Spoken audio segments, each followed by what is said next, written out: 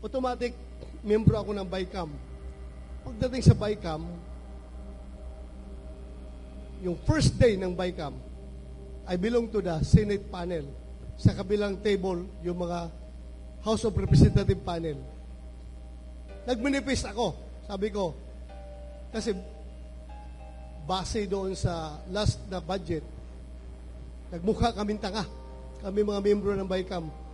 Dahil, hindi namin alam, pirma lang kami doon sa BICAM report, yung pala sinigitan ng mga taga-House of Representatives ng akap.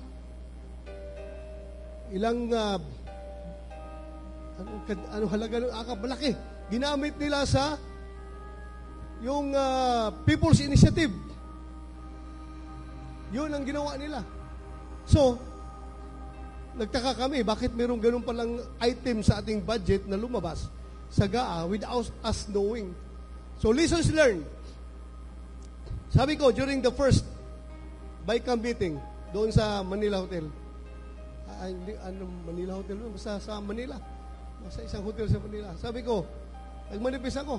May I manifest, Madam Chairman, that before we sign the BICAM report, please give us ample time to scrutinize everything that is contained in that BICAM report para hindi kami magbukhang tanga.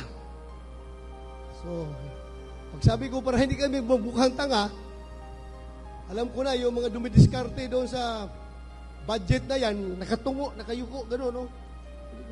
O, tinamaan ito mga tambalos-los na ito. Tinamaan.